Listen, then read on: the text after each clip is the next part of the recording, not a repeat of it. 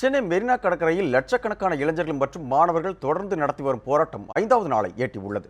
நேற்று மட்டும் சுமார் 9 லட்சம் பேர் மெரினாவில் குழுமியதாக புள்ளி விவரங்கள் கூறும் நிலையில் இன்றைய கள நிலவரங்கள் குறித்து அங்கு இருக்கும் நமது செய்தியாளர் தயானந்திடம் கூடுதல் விவரங்களை கேட்கலாம். தயானந்தன், சொல்லுங்க. கடும் பனி, உடலை ஊசி போட்டால் குத்தும் குளிர் என்று சூழ்நிலைகள் மோசமாக இருந்தால் கூட தொடர்ந்து இளைஞர்கள் பட்டாளம் அங்கு இருந்து உணர்வுபூர்வமான போராட்டங்கள் நடத்தி வருகிறது. அது பற்றிய தற்போதைய சூழல் இருந்து சொல்லுங்க. தொடர்ந்து மெரினாவில் ஜல்லிக்கட்டுக்கு ஆதரவாக 5வது நாட்களாக போராட்டம் நடந்து கொண்டிருக்கிறது. இந்த போராட்டமானது மிகப்பெரிய அளவில் பிரம்மாண்டமான முறையில் நடைபெற்றுக் கொண்டிருக்கிறது. அதாவது ஆரம்பித்த நாட்களில் இருந்து சில 100 பேராக ஆரம்பித்த இந்த போராட்டமானது தற்போது 5வது நாட்கள் தொடங்கியுள்ள இந்த நிலையில் அதாவது லட்சக்கணக்கான மாணவர்கள், இளைஞர்கள், அது மட்டும் இல்லாமல் அவர்களின் குடும்பங்களும் குழந்தைகளும் இங்கே கடும் குளிரிலும் இந்த போராட்டத்தை நடத்தி கொண்டிருக்கின்றனர். அதை நாம் தற்போது நேரடியாகவே காணலாம். இந்நிலையில் இந்த போராட்டமானது இன்று இரவு கடும் குளிரிலும் அவர்கள் தங்களை உற்சாகமூட்டுவதற்காக பல உணர்வாளர்களின் கருத்துக்களும் தற்போது கேட்கப்பட்டு வருகின்றன. அது மட்டும் இல்லாமல் உணர்வாளர்களின் கருத்துக்கள், பாடல்கள், புரட்சிகரமான பாடல்கள் உள்ளிட்ட விடுதலை சார்ந்த பாடல்களும் கேட்கப்பட்டு வருகின்றன. அதுவும் இல்லாமல் தற்போது பார்த்தீங்கன்னா ஜல்லிக்கட்டுக்கு ஆதரவான கோஷங்களையும் அவர்கள் எழுப்பி வருகின்றனர். அவர்களது முக்கிய கோரிக்கையாக, அதாவது தமிழக அரசு அவசர சட்டம் பிறப்பிப்பதற்காக முயற்சித்துக் கொண்டிருந்தாலும் அவர்களுக்கு தேவையானது நிரந்தர தீர்வு மட்டுமே. இந்த ஜல்லிக்கட்டிற்காக அந்த காட்சிப்படுத்தப்படக்கூடாத விலங்குகள் பட்டியலிலிருந்து காளைகளை நீக்குவது மட்டுமே தங்களுக்கு நிரந்தர தீர்வாக அமையும் என்றும், அந்த நிரந்தர தீர்வு பட்டியலில் கண்டிப்பாக நிரந்தர தீர்வாக அமைந்தால் மட்டுமே தான் ஜல்லிக்கட்டு போராட்டம் முடியும் எனவும், அது வரைக்கும் இந்த போராட்டமானது தொடர்ந்து நடைபெற்றுக் கொண்டே இருக்கும். அதே நேரத்தில் மதுரையில் எப்பொழுது வாடிவாசல் திறக்கப்பட்டு காளைகள் வெளிவருகிறதோ ஒரு நிரந்தர தீர்வாக அமையும் அந்த வாடிவாசல் திறப்பு மட்டும்தான் தங்களுடைய போராட்டத்தை முடிவுக்கு கொண்டு வரும் எனவும் இந்த போராட்டக்காரர்கள் தெரிவித்துள்ளனர். அதே நேரத்தில் இவர்களின் இங்கே இருக்கும் இளைஞர்களின் ஊக்கத்தை பார்த்தால், அதாவது அவர்களுக்கு தேவையான உணவு, தண்ணீர் உள்ளிட்ட பல்வேறு வசதிகளை அவர்களே ஏற்படுத்திக் கொள்கின்றனர். தற்போது ஆம்புலன்ஸ் உள்ளிட்ட முக்கிய போக்குவரத்து வசதிகளுக்கும் அவர்களே தாங்கள் ஏற்பாடு செய்து கொள்கின்றனர். அதாவது இப்போ தற்போது ஒரு 4 மணி அளவில் கூட ஒருத்தருக்கு செஸ்ட் பெயின் என்று சொல்லப்படுகிற ஒரு இதய வழி வந்தது. இந்நிலையில் அந்த வழி வந்த போக்கு கூட ஆம்புலன்ஸ் வந்து நடுவில், அதாவது பல்லாயிரக்கணக்கான மக்கள் சூழ்ந்திருக்கக்கூடிய நடுவில் ஆம்புலன்ஸ் வந்து அவர்களை கூட்டி சென்றது. அந்த அளவுக்கு ஒரு ஒழுங்குமுறையாக இந்த போக்குவரத்து சீராக நடைபெற்றுக் கொண்டிருக்கிறது. இந்நிலையில் மாணவர்கள் அனைவருமே தன்னார்வத்துடன் இந்த பணிகளை செய்து கொண்டிருக்கின்றனர். தற்போது பார்க்கும் காட்சி என்பது அனைவரும், அதாவது இரவு முழுவதும் ஒரே இடத்தில் இருக்காமல் ஒரு குழுவாக பிரிந்து ஒரு பறையாட்டம், பிடித்த பாடலை பாடுவது, அதே நேரத்தில் பிடித்த பேச்சுக்களை கேட்பது, அவர்களுடைய கருத்துக்களை பகிர்ந்து கொள்வது உள்ளிட்ட பல்வேறு நிகழ்வுகளை அவர்கள் நடத்தி கொண்டிருக்கிறார்கள். இதுதான் அவர்களின் உற்சாகமாக அடுத்த கட்ட போராட்டத்திற்கான ஒரு முக்கிய வழிகாட்டியாக இது பார்க்கப்படுகிறது. இந்நிலையில் தற்போது இது போன்ற நிகழ்ச்சிகள் தான் நடந்து கொண்டிருக்கிறது. சிவமயம், தயானந்த், நீங்க தொடர்ந்து இணைப்பிலே இருங்க. அடுத்து திருச்சியிலிருந்து நமது செய்தியாளர் திருச்சியில் உள்ள களத்தகவல்களை பகிர்ந்து கொள்வதற்காக நம்மிடையே காத்திருக்கிறார். மகாலிங்கம், தற்போது சொல்லுங்க. தற்போது திருச்சியில் தற்போதுள்ள சூழல் பற்றிய தெளிவான தகவல்கள் இருந்தால் சொல்லுங்க. வணக்கம் சிவமாயன். தமிழகம் மட்டுமின்றி பல்வேறு நாடுகளில் வாழக்கூடிய உலக தமிழர்களுடைய ஒற்றை கோரிக்கை ஜல்லிக்கட்டு மீதான தடையை நீக்க வேண்டும். அதே போல பீட்டா அமைப்பை, ஜல்லிக்கட்டு தடைக்கு காரணமான பீட்டா அமைப்பை தடை செய்ய வேண்டும் என்ற கோரிக்கையை வலியுறுத்தி கடந்த இன்றுடன் 4வது நாட்கள் இந்த போராட்டமானது தற்போது நடைபெற்று வருகிறது. நேற்று 3வது நாளாக நடைபெற்ற இந்த இதில் 50,000க்கும் மேற்பட்ட இளைஞர்கள், பொதுமக்கள் கலந்து கொண்டு தற்பொழுது அவர்களது ஆதரவை தெரிவித்து வந்தனர். இந்த நிலையில் தற்பொழுது மத்திய அரசு, அதாவது தமிழக அரசு அவசர சட்டம் பிறப்பிக்க இருக்கிறது. அந்த சட்டமானது மத்திய அமைச்சரவைக்கு ஒப்புதல் அளிக்கப்பட்டு தற்பொழுது குடியரசுத் தலைவர் ஒப்புதலுக்காக காத்து கொண்டிருக்கிறது. இந்த நிலையில் இவர்கள் தற்பொழுது தொடர்ந்து போராட்டத்தில் ஈடுபட்டு வருகின்றனர். இவர்களது ஒற்றை கோரிக்கையானது ஜல்லிக்கட்டு மீதான தடையை நீக்கி அதற்கு அவசர சட்டம் தேவையில்லை, நிரந்தர சட்டம் தேவை என்று வலியுறுத்தி தற்பொழுது தொடர்ந்து இவர்கள் காத்திருப்பு போராட்டத்திலும் அறவழி போராட்டத்திலும் ஈடுபட்டு இருக்கின்றனர். இவர்களுக்கு ஒத்துழைப்பாக கல்லூரி மாணவர்களும் பணிபுரிகின்ற மாணவிகளும் தற்பொழுது தொடர்ந்து இந்த ஆதரவை தெரிவித்து தொடர்ந்து போராட்டத்தில் ஈடுபட்டு வருகின்றனர். இன்று 4வது நாளாக தற்பொழுது திருச்சியில் இந்த போராட்டமானது தொடர்ந்து கொண்டிருக்கிறது. தற்போது அந்த சூழ்நிலையில் காலையில் நடைபயிற்சி வருபவர்கள் கூட இந்த போராட்டத்தில் ஈடுபட்டவர்களுக்கு ஆதரவு தெரிவித்து அவர்களுக்கு தேவையான உதவிகளை செய்து வருகின்றனர். குறிப்பாக தேநீர், காலை நாளிதழ் கொடுத்து அவர்கள் உற்சாகப்படுத்தி வருகின்றனர். மேலும் இது மட்டும் இல்லாமல் பல்வேறு அமைப்பினர் தொடர்ந்து அவர்களுக்கு ஆதரவு தெரிவித்து வருகின்றனர். இவர்களுக்கு தேவையான குடிநீர், கழிப்பிட வசதி, அதே போல உணவு, பல்வேறு வகையான உதவிகளை செய்து வருகின்றனர். நேற்று மழையின் காரணமாக இங்கு இருந்த 3000க்கும் மேற்பட்டோர் இந்த இடத்தை விடுத்து நகராமல் தொடர்ந்து இந்த இடத்திலேயே போராட்டத்தில் ஈடுபட்டனர். தற்பொழுது இங்கே இருக்கக்கூடிய கூட்டங்களை நாம் பார்க்கலாம். தொடர்ந்து ஜல்லிக்கட்டுக்கு ஆதரவாக அவர்களுக்கு ஆதரவு தெரிவித்து நிற்பதை நாம் பார்க்க முடிகிறது. இவர்கள் வந்து 4 நாட்களாக தொடர்ந்து இன்று இங்கே தான் இருக்கிறார்கள். இவர்கள் எந்தவித பணிக்கும் செல்லவில்லை. கல்லூரியும் புறக்கணித்துவிட்டு தொடர்ந்து இந்த போராட்டத்தில் ஈடுபட்டு வருகின்றனர்.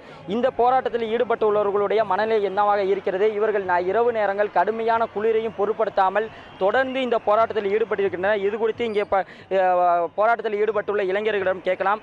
வணக்கம் சார். இப்போ நேற்று எல்லாம் கடுமையான குளிரும் இருந்துச்சு, அதே போல் பனியும் இருந்துச்சு. இதை எப்படி எதிர்கொண்டீங்க? என்ன வேண்டி இதுக்காண்டி உட்காந்து? இது ஜல்லிக்கட்டு தடுக்கணுன்றதுக்காக தான் முதல்ல இதை ஆரம்பித்தது. முதல்ல வந்து இந்த இது பண்ணது வந்து வேணாம். இந்த டெம்ப்ரரியாக சட்டம் கொண்டு வந்தது அது வேணாம். அது எங்களுக்கு வந்து பெர்மனெண்ட்டாக ஒரு சட்டம் வேணும் எங்களுக்கு. அதுக்காக தான் நாங்கள் இன்னும் போராடிக்கிட்டு இருக்கோம். இப்போ குளிர் மழையெல்லாம் இருந்துச்சு, இதை எப்படிலாம் நீங்கள் சமாளிச்சிங்க? என்ன மாதிரி கஷ்டங்கள்லாம் இருந்துச்சு? நல்லா குளிர் இருந்துச்சு, மழை வந்துச்சு. அதையும் மீறி நாங்கள் இங்கே தான் உட்காந்துட்டு இருந்தோம். ஆனால் எங்கள் யூத் மெம்பர்ஸ் எல்லாம் வந்து நல்லா ஒத்துழைச்சாங்க, இங்கே இருக்கிற யங்ஸ்டர்ஸ். இப்போ சார், இப்போ இந்த குளிர் இருந்துச்சு, பெண்களும் அதிக அளவு இங்கே வந்து இருந்தாங்க. இவங்களுக்கு என்ன மாதிரியான உதவிகள்லாம் இருந்துச்சு? என்ன மாதிரி முன்னெச்சரிக்கை நடவடிக்கைலாம் எடுத்துருந்தீங்க? பெண்களுக்கு, சகோதரிகளுக்கு தேவையான அனைத்து குடிநீர், பாதுகாப்பு, நாங்கள் ஒரு சகோதரன், அப்பா மாதிரி சகோதரி மாதிரி தான் நாங்கள் பார்த்துக்கிட்டோம். எங்களை நம்பி இந்த நம்ம பெண்களை அனுப்பிச்சி வச்சு பெற்றோர்களுக்கு எங்களுடைய மனமார்ந்த நன்றியை செலுத்திக்கிறோம். அவங்களும் எங்களை நம்பி இந்த போராட்டத்தில் எங்களுக்காக விடிய மழை கொட்டுச்சு, பனி, கொசு, அவங்களுக்கு சரியான சுகாதார வசதி இல்லை இருந்தால் அவங்களுடைய எல்லாத்தையும் சகிச்சுக்கிட்டு எங்களோட தோழலுக்கு தோழனா, தோழிக்கு தோழி எங்களோட போராட்டத்தில் பங்கெடுத்துருக்காங்க. அவங்களுக்கு நன்றி சொல்கிறோம். இந்த பணிகளையும் இரவு முழுவதும் இந்த நண்பர்கள் எங்களுக்கு கண்ணு முழிச்சு ஜல்லிக்கட்டு நடந்தே ஆகணும், வாடிவாசல் திறந்தே ஆகணுன்றதுக்காக முழு மூச்சாக இரவு பகல் பாராமல், பசி தண்ணி கூட குடிக்காமல், வீட்டுக்கு கூட போகாமல், வீட்டில் பெற்றோரை சந்திக்காமல், அவங்களுக்கு என்ன கடைக்கு போகணும், பசி அவங்களுக்கு மெடிசன் வாங்கணும், எதையுமே பார்க்காம ஒரே ஒற்றை கோரிக்கை, ஜல்லிக்கட்டு நடக்க வேண்டும். அந்த ஒற்றை கோரிக்கை அது வந்து எங்களுக்கு வந்து அவசர சட்டம் தேவையில்லை, இறுதி சட்டம் அதுதான் எங்களுக்கு தேவை. ஜல்லிக்கட்டு நடத்தே ஆகணும். இப்போ வந்து தமிழக அரசு வந்து ஒரு அவசர சட்டம் பிறப்பித்து அது மத்திய அரசு ஒப்புதலுக்கு அனுப்பிச்சிருக்காங்க. இன்றைக்கி வந்து இந்த ஜனாதிபதி ஒப்புதல் அளித்து இதுக்கு வந்து அவசர சட்டம் பிறப்பிக்கிருக்கு. இதை நீங்கள் வரவேற்கிறீங்களா? இல்லை, இது கண்டிப்பாக கிடையாது. எங்களுக்கு நாங்கள் கேட்குறது வந்து அவசர சட்டம் கிடையாது. ஜல்லிக்கட்டுக்கு நிரந்தரமாக தடை இல்லாமல் நடந்துக்கிட்டே இருக்கணும், அதான் அவங்க கேட்குறது. இது வந்து இப்போ வந்து அவசர சட்டம் கொண்டு வரது, அப்போ அடுத்த நாளே ஸ்டே வாங்கி அதை ஈஸியாக க்ளோஸ் பண்ணிடலாம். இது வந்து க்ரௌடை கலைக்கிறதுக்காக அது கவர்மெண்ட் பண்ணுறது ஒரு சம்திங் ஒரு இதுதான் இது. இப்போ அடுத்த நாள் ஸ்டே வாங்கிட்டா அப்போ நம்மளால் ஒன்றும் படாது. அவங்களுக்கு மெயின் இந்த க்ரௌடை வந்து இந்த க்ரௌடு சேர விடக்கூடாது. எங்களுக்கு வந்து எய்ம் வந்து பிசிஎம் வந்து 27 வாங்கணும். காலையை வந்து காட்சிப்பட்டியிலேருந்து முதல்ல எடுக்கணும். அப்போ தான் வந்து இந்த கரெக்டாக அந்த இது அவசர சட்டம் இல்லாமல் நிரந்தர தடை இல்லாமல் ஜல்லிக்கட்டுக்கு நடந்துட்டு இருக்கும். அது வரைக்கும் இந்த போராட்டம் தொடரும். சார், இப்போ நீங்கள் சொல்லுங்கள். அதாவது இப்போ வந்து உங்களோட கோரிக்கை வந்து ஜல்லிக்கட்டு மீதான தடையை நீக்கி நிரந்தர சட்டம் வேணும் அப்படின்னு கேட்குறீங்க. இந்த போராட்டம் தொடருமா? மாணவர்களுடைய ஒற்றுமை தொடர்ந்து இருக்குமா? மாணவர் ஒற்றுமைங்கிறது வந்து இப்போ இனிமேல் யாராலையும் தடுக்கவே முடியாது. இது வந்து எப்பயுமே இது வந்து லைஃப் லாங் இனிமேல் மாணவர் ஒற்றுமை வந்து இந்த இடத்துல இருந்து ஸ்டார்ட் ஆகிடுச்சு. ஒரு 4 நாள்லேருந்து ஸ்டார்ட் ஆகிடுச்சு. இது இந்த ஜல்லிக்கட்டு பிரச்சனை மட்டுமில்லை, இதுக்கு அப்புறமே வரப்போகிற ஒவ்வொரு பிரச்சனையும் மாணவரோட பங்கீடுங்கிறது தலையாளர் எப்பயுமே கரெக்டாக இருந்துகிட்டே தான் இருக்கும். இது வந்து யாராலையும் தடுக்க முடியாது. அதாவது தற்பொழுது இந்த ஜல்லிக்கட்டு பிரச்சனை மட்டும் முடியாமல் பொதுவான மக்களுடைய பிரச்சனைகளை முன்னிறுத்தி இந்த போராட்டமான தொடரும். ஆனால் தற்பொழுது இந்த ஜல்லிக்கட்டு மீதான தடையை நீக்குவதற்கு அவசர சட்டம் தேவையில்லை, நிரந்தர சட்டம் தான் எங்களுக்கு தேவை. அதன் பிறகுதான் எங்களது போராட்டமானது கலையும் என்று ஒரு திட்டவட்டமாக தெரிவித்திருக்கின்றனர். சிவமாயன். திருச்சியில் ஆண்கள் மற்றும் பெண்கள் கடும் குளிரையும் பொருட்படுத்தாமல் போராடி வருவதை கண்கூடாக பார்க்க முடிந்தது. மகாலிங்கம், நீங்கள் தொடர்ந்து இணைப்பிலே இருங்க. அடுத்து சென்னையில் இருக்கும் நமது செய்தியாளர் தயானந்திடம் கேட்கலாம். தயானந்தன், சொல்லுங்க. நேற்று தமிழக முதல்வர் பன்னீர்செல்வம் நேற்று ஒரு அறிக்கை வெளியிட்டிருந்தார். அதில் ஓரிரு நாட்களில் ஜல்லிக்கட்டு நடத்தப்படும் என்று உறுதியளித்ததுக்கு அப்புறம் இந்த ஜல்லிக்கட்டு போராட்டத்தில் ஈடுபட்டுள்ள இளைஞர்களுடைய கருத்து எந்த மாதிரியான கருத்தை வெளிப்படுத்துகிறார்கள்? இதற்கு இந்த ஜல்லிக்கட்டு போராட்டம் நடக்கும் போதே அவர்கள் முக்கிய கோரிக்கையாக ஒன்றை வைத்திருந்தனர். அதாவது இந்த ஜல்லிக்கட்டுக்கு நிரந்தர தீர்வு தான் தேவை. அதாவது நிரந்தர தீர்வாக காட்சிப்படுத்தப்படக்கூடாத விலங்குகள் பட்டியலிலிருந்து காளையை நீக்க வேண்டும் எனவும், பீட்டா அமைப்பை இந்தியாவிலிருந்து அப்புறப்படுத்த வேண்டும் எனவும், கண்டிப்பாக இந்த ஜல்லிக்கட்டை தற்போது உடனடியாக நடத்த வேண்டும் என்பது இதுவே நிரந்தர தீர்வு. இது மட்டும் இல்லாமல் தமிழகத்தின் பல்வேறு வாழ்வாதார பிரச்சனைகளுக்கும் அவர்கள் குரல் கொடுத்தது இரண்டாவது பட்சமாகும். ஆனால் இந்த நிலையில் இந்த முக்கிய கோரிக்கையாக அவர்கள் அந்த காட்சிப்படுத்தப்படக்கூடாத விலங்குகள் பட்டியலிலிருந்து காளையை நீக்க வேண்டும் என நிரந்தர தீர்வாக அவர்கள் அதை கோருகின்றனர். இந்நிலையில் இந்த போராட்டம் தொடர்ந்து நடைபெற்றுக் கொண்டிருக்கும் நிலையில் நேற்று முதல்வர் அவர்கள் ஒரு அறிவிப்பை வெளியிட்டிருந்தார். அதில் அவசர சட்டம் பிறப்பிக்க உள்ளதாகவும் அதில் சில திருத்தங்களை மத்திய அரசு சில திருத்தங்களுடன் ஒப்புதல் அளித்துள்ளதாகவும் ஒரு தகவல் வெளியாகியது. இந்நிலையில் அந்த தகவலை போராட்டக்காரர்களிடம் இது குறித்து கேட்கும்போது அவர்கள் சொல்லுவதாவது இது ஒரு அவசர சட்டம் என்பதே ஒரு சாதாரண ஒரு தற்காலிக தீர்வு தான். இந்த அவசர சட்டம் என்பது 6 மாசத்தில் செல்லாது. இந்நிலையில் அதற்கு பிறகு மறுபடியும் போராடும் ஒரு சூழ்நிலை வேண்டி வரும். அதற்காக ஒரு நிரந்தர தீர்வாகத்தான் இது எங்களுக்கு தேவையே. அதுவரைக்கும் நிரந்தர தீர்வு கிடைக்கும் வரை இந்த போராட்டத்தை நாங்கள் விடப்போவதில்லை எனவும், இது மட்டுமில்லாமல் இந்த நிரந்தர தீர்வு கிடைக்கும் வரையும் இல்லை, இப்போ இருக்கும் கூட்டத்தை விட அதிகமானோரை சேர்த்து சாதாரண அறவழியில் உண்ணாவிரதம் இது போன்ற பல்வேறு கட்ட போராட்டங்களை நாங்கள் முன்னெடுக்க போவதாகவும் அவர்கள் தெரிவித்து வருகின்றனர். நாம் பார்க்கும் காட்சியானது அது குறித்துதான் நிரந்தர தீர்வு நோக்கிதான் அனைவரும் பதாகைகளை காட்டியும் அதற்கு ஆதரவான பதாகைகளை பல்வேறு பதாகைகள் இருக்கின்றன. பெண்களாகவும் குழந்தைகளாகவும் அனைவருமே தொடர்ந்து போராடி வருகின்றனர். அது மட்டும் இல்லாமல் பல்வேறு கருத்தரங்குகளும் இங்கு நடைபெற்று வருகின்றன. சிவமயம், தற்போது நடைபெற்று வரக்கூடிய இந்த போராட்டம் எதனை கோடிட்டு காட்டுகிறது? கண்டிப்பாக இந்த போராட்டமானது ஒரு அடக்கப்பட்ட ஒரு உணர்ச்சிகளின் ஒரு சாரமாகத்தான் இதை நாம் பார்க்க முடியும். சிவமயம், பல்வேறு உரிமைகளில் தமிழர்களின் நலன்கள் புறக்கணிக்கப்படுவதாக அவர்களுடைய போராட்டக்காரர்கள் தெரிவித்துள்ளனர். காவேரி, முல்லை பெரியாறு, கூடாங்குளம் உள்ளிட்ட பல்வேறு பிரச்சனைகளில் தமிழர்கள் வஞ்சிக்கப்படுவதாகவும் மத்திய அரசு, முக்கியமாக மத்திய பாஜக அரசின் தமிழர்களை பல்வேறு கலாச்சாரம் சார்ந்து, பண்பாடுகள் சார்ந்து, அவர்கள் சமூக பழக்க வழக்கங்கள் சார்ந்து பல்வேறு திணிப்புகளை அவர்கள் செய்வதாகவும், முக்கியமாக சமஸ்கிருத திணிப்பு உள்ளிட்ட பல்வேறு திணிப்புகளை அவர்கள் காரணமாக கொள்கின்றனர். இந்நிலையில் அந்த பல்வேறு பாதிப்புகளால் பாதிக்கப்பட்ட ஒரு தமிழர் ஒரு இனமானது தற்போது ஒரு ஜல்லிக்கட்டு என்ற விவகாரத்தில் ஒரு வெடித்து கிளம்பி ஒரு அடக்குமுறைக்கு எதிராக கிளர்ந்து எழுந்திருக்கிறது போன்ற கருத்தை தான் இங்கிருக்கும் போராட்டக்காரர்கள் தெரிவித்து வருகின்றனர். இந்நிலையில் இது போன்ற பல்வேறு தேசிய இனங்கள் இருக்கக்கூடிய இந்தியாவில் தமிழர்களின் நலன்களை, தமிழர்கள் பண்பாட்டை ஒரு இந்திய அரசானது அனைத்து மாநிலங்களின் கூட்டமைப்பான இந்திய அரசானது ஒரு அடக்குவது, அது மட்டுமில்லாமல் அவர்களை ஒதுக்குவது என்பதை ஏற்றுக்கொள்ள முடியாது எனவும், ஒவ்வொரு தேசிய இனங்களுக்கான ஒரு முக்கிய உரிமைகள் இருக்கின்றன. கல்வி உரிமைகளாகட்டும், அவருடைய பண்பாடு உரிமைகளாகட்டும், அனைத்து உரிமைகளும் அவர்கள் அங்கீகரிக்க வேண்டும்.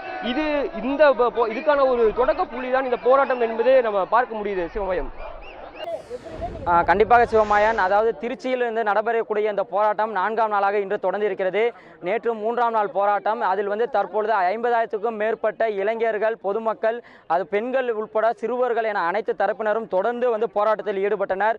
இவர்களுக்கு ஆதரவாக இந்த கல்லூரி மாணவர்கள் இருந்தனர். இந்த பொதுமக்களை ஒருங்கிணைக்கும் பணியிலும், போக்குவரத்தை நெரிசலை சீர் செய்யும் பணியிலும் அவர்கள் தாமாக முன் தொடர்ந்து அவர்கள் ஈடுபட்டனர். இந்த வகையில் தற்பொழுது அவர்களுக்கு இந்த போராட்டத்தில் ஈடுபடுபவர்களுக்கு தேவையான குடிநீர், உணவு அனைத்தையும் தன்னார் நிறுவன அமைப்புகள் தாமாக முன் தொடர்ந்து அவர்கள் வழங்கி வந்தனர். இதனால் அவர்களுக்கு காவல்துறை ஒத்துழைப்பின்றி தாமாகவே அவர்கள் கட்டுக்கோப்பாகவே வழிநடத்தி செல்கின்றனர். குறிப்பாக இந்த மாணவர்களுடைய ஒற்றுமை தான் இதற்கு ஒரு பக்கபலமாக இருக்கிறது. எந்தவித அசம்பாவிதமும் இதுவரை நடைபெறாமல் ஒரு அமைதியான முறையிலே இந்த போராட்டமானது, அறவழி போராட்டம் தொடர்ந்து நடைபெற்று கொண்டிருக்கிறது. இதற்கு பல்வேறு தரப்பினர்கள் தொடர்ந்து ஆதரவு அளித்து வருகின்றனர். கடந்த 3 நாட்களாக தொடர்ந்து இரவு நேரம் போராட்டம் தொடர்ந்து நடைபெற்றாலும் கடும் பணி இருந்தது. அதையும் மாணவர்கள், இங்கு பொதுமக்கள் யாரும் பொருட்படுத்தவில்லை. குறிப்பாக இவர்களுக்கு உறுதுணையாகவும் பக்க பலமாகவும் அவர்களது பெற்றோர்கள் கூடவே இருந்து இந்த போராட்டத்தில் பங்கேற்று சென்றனர். தற்பொழுது நம்ம கூட பார்க்கலாம், இந்த இரவு முழுவதும் கண் விழித்து இன்று வரை தொடர்ந்து இந்த போராட்டத்தை தொடர்ந்து பங்கேற்றுக் கொண்டிருக்கின்றனர். இவர்கள் உடல்நலத்தை கருத்தில் கொள்ளவில்லை, உணவுகளையும் எடுத்துக்கொள்வதில்லை. இவர்களது ஒரே குறிக்கோள் ஜல்லிக்கட்டு மீதான தடையை நீக்க வேண்டும் என்ற ஒரு குறிக்கோளுடன் தொடர்ந்து இந்த போராட்டத்தில் ஈடுபட்டு இருக்கின்றனர். நேற்று கடந்த 3 நாட்களாக இரவுகள் இங்கே போராட்ட காலத்தில் இருந்தவர்களிடம் அவர்கள் எந்த மாதிரியான பிரச்சனைகளை சந்தித்தார்கள் என்பது குறித்து கேட்கலாம். சார் வணக்கம், நீங்கள் 3 நாள் எத்தனை நாள் இங்கே போராட்டத்தில் ஈடுபட்டிருக்கீங்க? என்ன மாதிரியான சவால்கள்? சார், இப்போ தொடர்ந்து 4 நாளாக நான் இப்போ இங்கே இருக்கேன். தற்போதைய தீர்ப்பு பார்த்தீங்கன்னா தற்போதைய தீர்ப்பு தான் இது. எங்களுக்கு நிரந்தர தீர்வு வேணும். அது வரைக்கும் எங்களோட போராட்டத்தை தீவிரப்படுத்துவோம், இன்னும் தீவிரப்படுத்துவோம். தொடர்ந்து இப்போ 3 நாட்களாக கடும் பனி இருந்துச்சு, நேற்றெல்லாம் மழையெல்லாம் பேஞ்சிச்சு. நீங்கள் என்ன மாதிரி முன்னெச்சரிக்கை நடவடிக்கைலாம் எடுத்தீங்க? என்ன மாதிரியான மெடிக்கல், இந்த மாதிரி குடிநீர் எல்லாம் கிடச்சிட்டா? எல்லாம் கிடச்சது. எல்லாம் ஆர்கனைசேஷன் டீமு எங்களுக்குள்ளே ஃபார்ம் பண்ணி எங்களுக்கு தேவையான அனைத்து உதவிகள், அது மட்டும் இல்லாமல் தொண்டு நிறுவனங்கள், தன்னார்வ தொண்டர்கள் நிறைய பேர் எங்களுக்கு நிறையா செஞ்சுருக்காங்க. ஸோ வந்துட்டு எங்களுக்கு மகளிருக்கு எல்லாத்துக்குமே வந்துட்டு பாதுகாப்பாக நாங்கள் போராட்டம் தொடர்ந்து பண்ணிக்கிட்டு இருக்கோம். எங்களுக்கு நிரந்தர தீர்வு வேணும். இப்போ நீங்கள் சொல்லுங்கள், இப்போ அது வந்து தொடர்ந்து இப்போ 3 நாட்கள் போராட்டம் நடந்துக்கிருக்கீங்க. இங்கே தேவையான குடிநீர்கள்லாம் கிடைக்குதா? நேற்றெல்லாம் கடை அடைப்பெல்லாம் இருந்துச்சு. இதெல்லாம் எப்படி நீங்கள் சமாளித்து எந்த மாதிரியான முன்னெச்சரிக்கை நடவடிக்கை? எங்களுக்கு வந்து வேணுன்ற பொருள்லாம் தேவைக்கு அதிகமாகவே கிடைக்குது. எல்லாம் தன்னார்வல் தொண்டு செய்கிறவங்க நினைக்கிறோம். தண்ணி பாக்கெட்டு, சாப்பாடு எங்களுக்கு தேவைக்கு அதிகமாகவே கிடைக்குது. இங்கே சப்போர்ட் நிறைய இருக்காங்க. ஸ்பீக்கர் சப்போர்ட்டு, லைட்டிங்கு, அப்புறமேட்டு இந்த போலீஸ்லாம் எங்களுக்கு ஃபுல் ஒத்துழைப்பு கொடுக்குறாங்க. நாங்கள் வந்து இது வந்து எங்களை என்கரேஜ் பண்ணுற விதமாக இருக்குது. நாங்கள் வந்து இந்த போராட்டம் மேற்கொண்டு பண்ணுவோம். எங்களை வந்து யாராலையும் வீழ்த்த முடியாது. நாங்கள் வந்து எங்களுக்கான ஒரு முடிவு வர வரையும் இந்த குறிக்கோளில் நாங்கள் உறுதியாக இருப்போம். இதை நிரந்தர உறுதியாக இருப்போம். இதை யாராலையும் அழிக்க முடியாது. நாங்கள் இங்கேயே தான் இருப்போம். வாடி வாசல் திறக்க வர வீட்டு வாசலை மிதிக்கவே மாட்டோம். அதாவது மாயன், தற்பொழுது நீங்கள் பார்த்துருக்கலாம், அதாவது ஜல்லிக்கட்டு மீதான தடையிலிருந்து நிரந்தர தீர்வு வரைக்கும் எங்கள் போராட்டம் தொடரும். அதற்கான முன்னேற்பாடுகள் அனைத்தும் நாங்கள் தயார் நிலையில் வைத்திருக்கிறோம். இது மட்டும் இல்லாமல் இந்த போராட்ட காலத்திற்கு உறுதுணையாக இருக்கக்கூடிய பெற்றோர்களும் இங்கே இருக்கிறார்கள். அவர்கள் வந்து அவர்களுடைய கருத்து என்னன்னு கேட்போம். சார் வணக்கம். இந்த போராட்ட காலத்தை நீங்கள் தொடர்ந்து வந்து இருக்கீங்க. இங்கே இருக்க மாணவர்கள் சந்திக்கக்கூடிய பிரச்சனைகள் என்ன? நீங்களும் இருந்திருக்கீங்க. இது 5வது நாளாக தொடருது இந்த போராட்டம். இந்த போராட்டம் தொடங்குறதுலேருந்து நான் தொடர்ச்சியாக அவங்களுடைய ஆதரவோடு இருந்துகிட்டு இருக்கேன். இந்த ஜல்லிக்கட்டு நடத்தணும் அப்படிங்கிற ஒரு நோக்கம் என்னன்னு கேட்டிங்கன்னு சொன்னாக்க, காட்சிப்படுத்தக்கூடாத விலங்குகள் பட்டியலிருந்து காளையை நீக்கினாலே இந்த ஜல்லிக்கட்டை நம்மால் தொடர்ந்து நடத்துவதற்கான சாத்தியக்கூறுகள் இருக்கும். இதை வந்து கண்டிப்பாக நீக்கிறதுக்கான ஒரு ஒப்புதலை மத்திய உள்துறை அமைச்சகம் கொடுத்துருக்காங்க. இது ஜனாதிபதி ஒப்புதல் அளிச்சிட்டான்னு சொன்னால், ஆளுநர் ஜிஓவா பிறப்பிச்சிட்டான்னு சொன்னாலே கண்டிப்பாக நம்ம தொடர்ந்து நடத்துவதற்கான வாய்ப்புகள் இருக்கும். இந்த மாணவர் இளைஞருடைய இந்த போராட்டம் என்பது வீண் போவதில்லை. கண்டிப்பாக இந்த நாட்டினுடைய விவசாயிகள் பாதுகாக்கப்படுவார்கள். எல்லாமே பாதுகாக்கப்படுவதற்குரிய ஒரு முன்னுதாரணமாக இந்த மாணவர் இளைஞர் போராட்டம் இருந்திருக்குது என்பது எனக்கு மிகுந்த சந்தோஷத்தை கொடுக்குது. அதாவது மாயன், தொடர்ந்து 4வது நாளாக இந்த நடைபெறக்கூடிய இந்த போராட்டத்தின் முதல் வெற்றியாகத்தான் நேற்று வந்து அவசர சட்டம் பிறப்பிக்கப்பட்டு இருக்கிறது.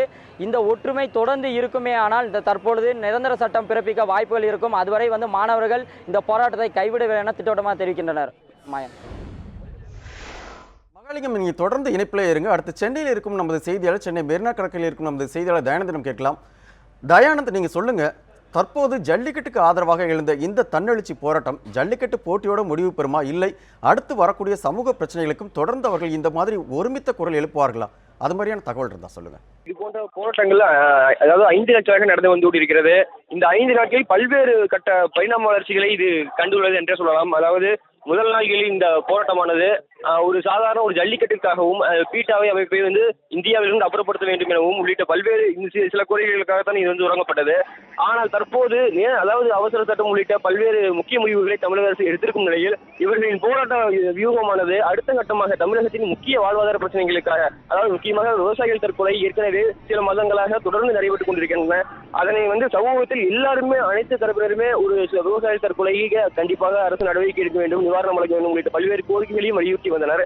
இந்நிலையில் போராட்டக்காரர்களிடம் கேட்கும் பொழுது இந்த போராட்டமானது அடுத்த கட்டமாக விவசாயிகள் தற்கொலை சார்ந்துதான் இந்த நடக்கும் என்றும், அதாவது முக்கியமாக விவசாயிகள் பிரச்சனை டெல்டாவில் காவேரி விவகாரத்தில் மத்திய அரசின் வந்து ஒரு உச்ச நீதிமன்றத்தின் தீர்ப்பையும் ஒரு மீறிய செயலாக பட்டுள்ளது. இந்நிலையில் மத்திய அரசு இந்த காவிரி விவகாரத்தில் உரிய நடவடிக்கை எடுக்க வேண்டும், காவிரி மேலாண்மை வாரியம் அமைக்க வேண்டும். அதற்கான போராட்டத்தை தான் தாங்கள் அடுத்த கட்ட வியூகமாக தாங்கள் வகுக்கப் போவதாகவும் இந்த போராட்டக்காரர்கள் தெரிவித்துள்ளனர். சிவமயம்.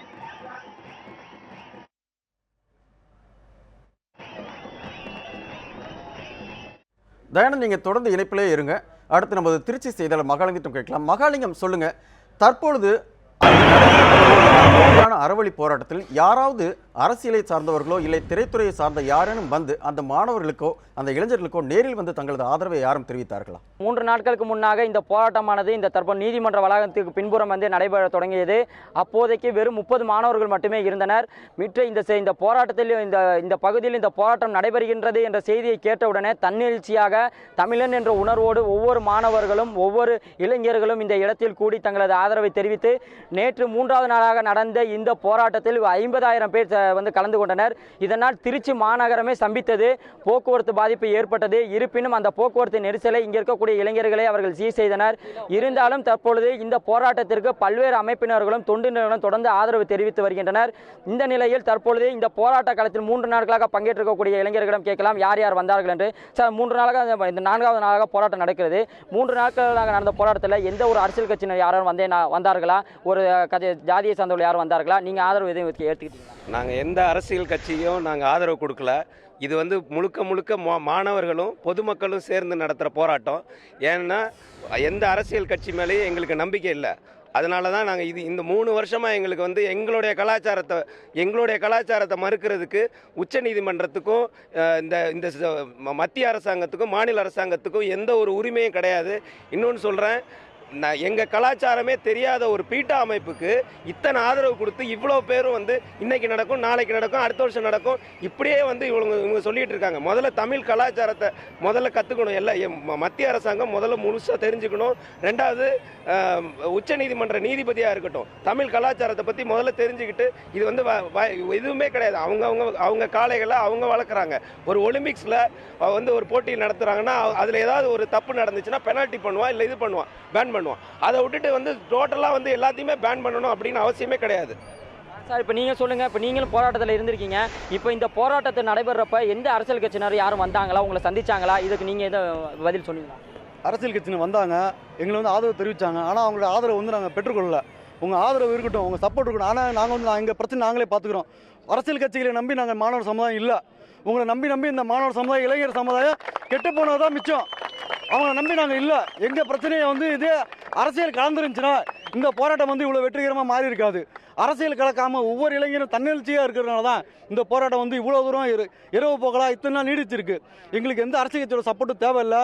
நாங்கள் இந்த பிரச்சனை நாங்களே முன்னெடுத்து இறுதி வெற்றி எங்களுக்கு தான். அதனால் இந்த ஒவ்வொரு மாணவர்களும் நாங்கள் வந்து இறுதி வெற்றிக்காக காத்திருக்கிறோம். அதாவது மாயம், நீங்களே சொல்றதை கேட்டிருப்பீர்கள். இது வந்து தமிழன் என்ற உணர்வோடு வந்திருக்கக்கூடிய அனைத்து இளைஞர்களும் பெண்களும் ஒன்றிணைந்து தான் தற்பொழுது இந்த போராட்டத்தை வழிநடத்தி சென்று கொண்டிருக்கின்றனர். இதை எந்தவித அரசியல் கட்சியும் சாராமல் இந்த இளைஞர்களாக எங்களாலவே சாதிக்க முடியும் என்ற ஒரு உறுதியோடு சொல்லியிருக்கிறார்கள். மாயன், மகாலிங்கம், நீங்கள் தொடர்ந்து இணைப்பில் இருங்க. அடுத்து நமது சென்னை செய்தியாளர் தயானந்திடம் கேட்கலாம்.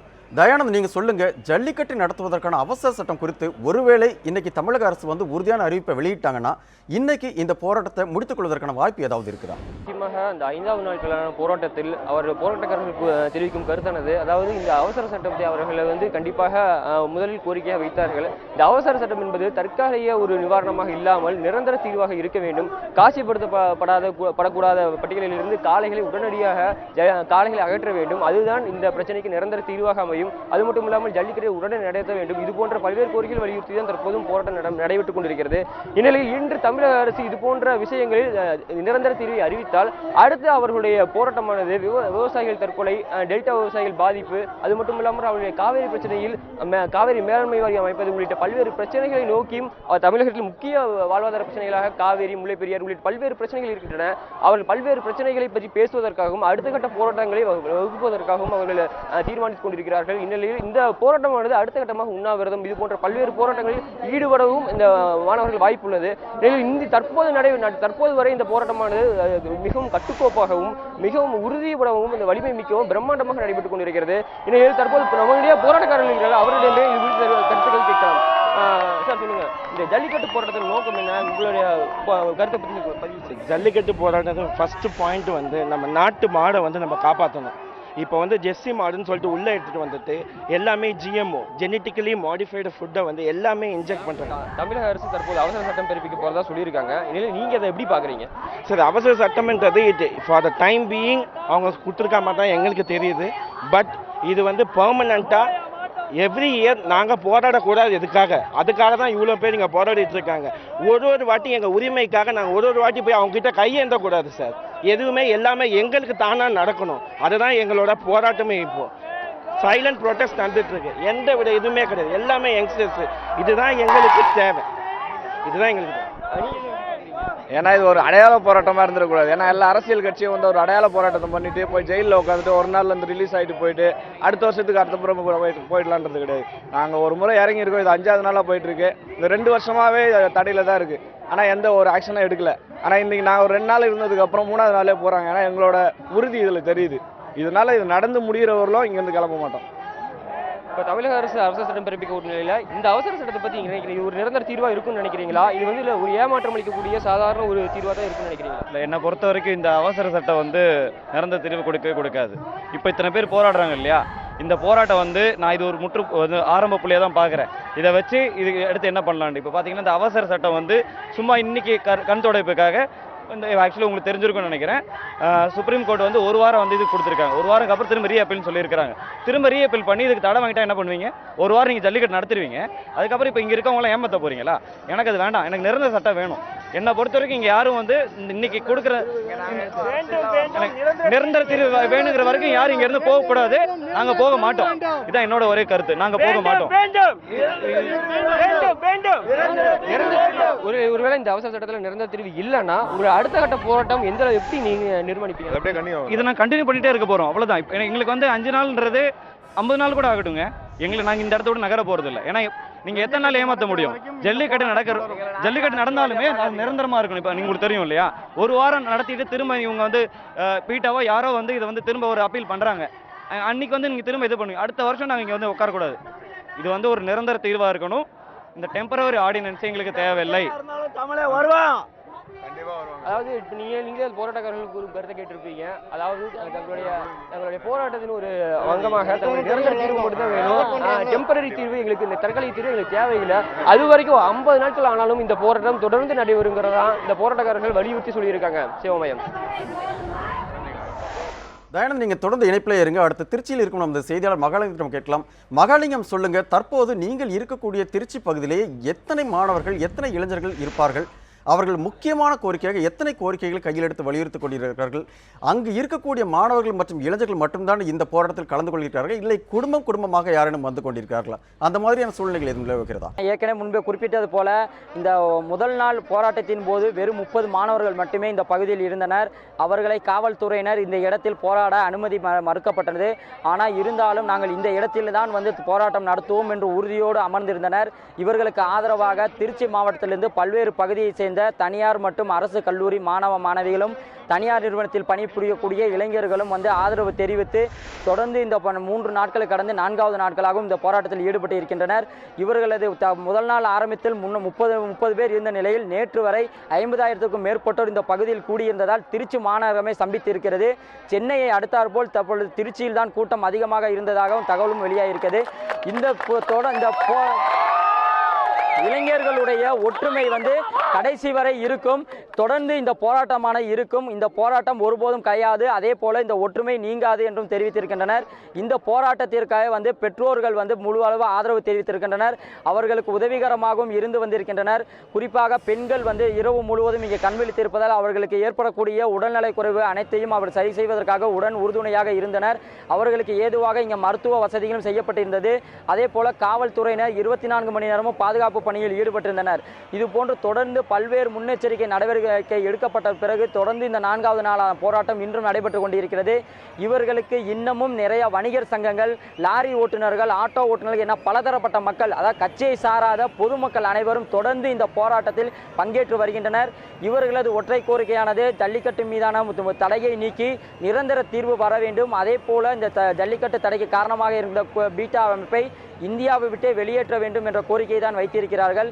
இந்த முடிவு இன்று வர வேண்டும் என்ற ஒரு எதிர்பார்ப்புடன் தற்பொழுது தேர்வு எழுதிவிட்டு எப்படி வந்து விடைக்கு காத்திருப்பார்களோ அதுபோல தான் இந்த மாணவர்களும் காத்திருக்கின்றனர்.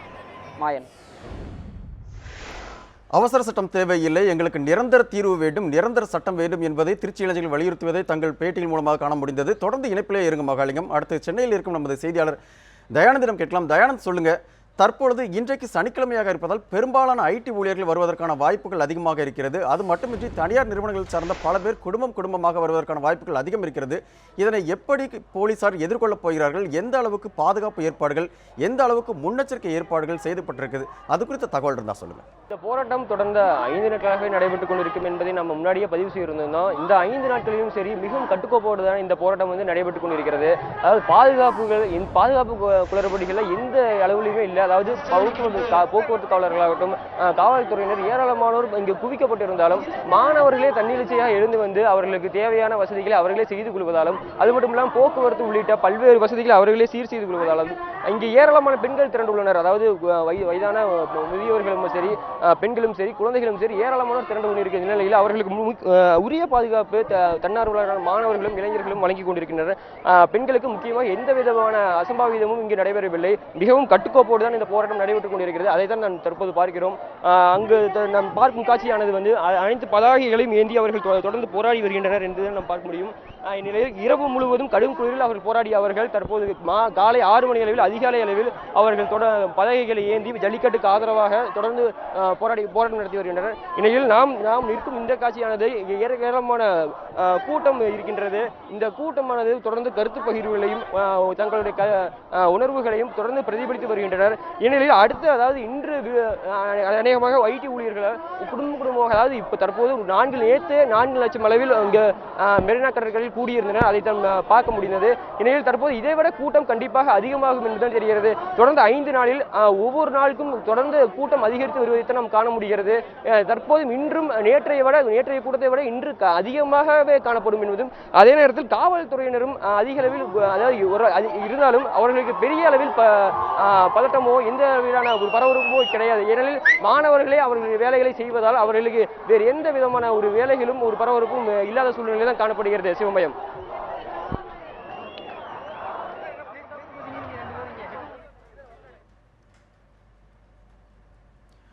தயானந்த், நீங்க தொடர்ந்து இணைப்பில் இருங்க. திருச்சியில் இருக்கும் நமது செய்தியாளர் மகாலிங்கத்திடம் கேட்கலாம். மகாலிங்கம், நீங்க சொல்லுங்க, இதற்கு முன்னர் திருச்சியில் இது போன்ற ஒரு இளைஞர் எழுச்சி போராட்டத்தை திருச்சி மாநகரம் கண்டிருக்கிறதா? அது குறித்து ஏதேனும் தகவல் இருந்தால் சொல்லுங்க. தற்பொழுது இந்த இளைஞர்களுடைய எழுச்சி போராட்டமானது தற்பொழுது திருச்சி மாநகரில் இது முதல் முறையாக தான் நடந்திருக்கிறது. அதுவும் தமிழர்களுடைய உரிமைகளையும் கலாச்சாரம், பண்பாடு ஆகியவற்றை பாதுகாக்கும் வகையில் இந்த போராட்டமானது நடந்திருக்கிறது. இது மற்ற மாவட்டங்களில் கொண்டு எழுந்ததை விட 2 மடங்கு திருச்சியில் வந்து நடந்திருக்கிறது. இந்த போராட்டமானது மாணவர்களுடைய ஒற்றுமை, அவர்களுடைய கட்டுப்பாடு ஆகியவற்றை எடுத்துரைக்கும் விதமாகத்தான் இந்த போராட்டமானது அமைதி வழியிலும் அறப்போராட்டம் தொடர்ந்து நடைபெற்று வருகிறது. இந்த போராட்டத்தின் நிலை, அடுத்த நிலை எது செல்லுகிறது என்பது குறித்து இந்த போராட்ட களத்தில் ஒருங்கிணைப்பாளர் இருக்கிறார், அவரிடம் கேட்கலாம். சார், இந்த போராட்டம் வந்து தொடருமா? இன்னும் உங்களுடைய கோரிக்கைகள் என்னவா? முதல்ல நியூஸ் 7 சேனலுக்கு என்னோட நன்றி. எங்களோட ஆதரவை நீங்கள் தெரிவிச்சிருக்கீங்க. உங்கள் எம்எல்ஏ பார்த்துருக்கீங்க. 2 நாள் குரல் கொடுத்த என் குரலே இப்படி இருக்கே. 6 வருஷம் 10 வருஷம் போராடுறான். அவன் இன்னும் என்ன பண்ணிட்டு இருக்கான்? கஷ்டப்பட்டு தான் இருக்கான்.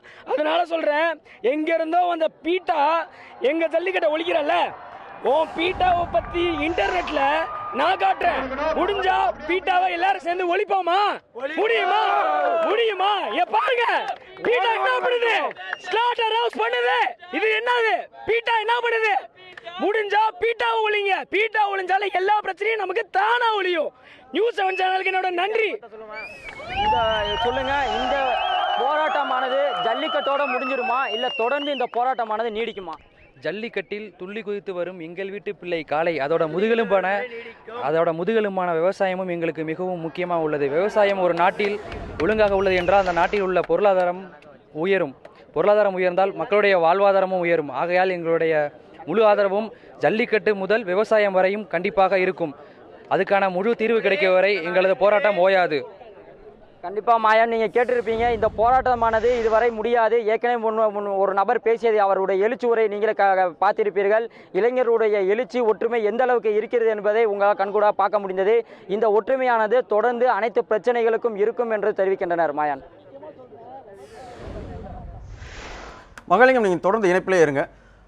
சென்னையில் இருக்கும் நமது செய்தியாளர் தயானந்திடம் கேட்கலாம். தயானந்த், சொல்லுங்க, நேற்று நடந்த இந்த தன்னெழுச்சி போராட்டத்தில் திரைத்துறையை சார்ந்தவர்களோ இல்லை அரசியல் துறையை சார்ந்தவர்கள் யாரேனும் நேரில் வந்து ஆதரவு தெரிவித்தார்களா, இல்லை இன்றைக்கு யாரேனும் வர இருக்கிறார்களா? அந்த மாதிரி தகவல் இருந்தால் சொல்லுங்கள். இந்த போராட்டத்தின் தொடக்கத்திலிருந்தே பல்வேறு அரசியல் தலைவர்களும் திரை பிரபலங்களும் வந்த வண்ணம் தான் இருந்துகின்றனர். சிவமயம், அதாவது நடிகை இசையமைப்பாளர் ஜி வி பிரகாஷ், ஹிப்ஹாப் தமிழா, அது மட்டும் இல்லாமல் நெருப்புடா பாடல் மூலம் பிரபலமான கபாலி பட பாடகர் உள்ளிட்ட பல்வேறு திரை பிரபலங்களும் வந்து ஆதரவு தெரிவித்தனர்.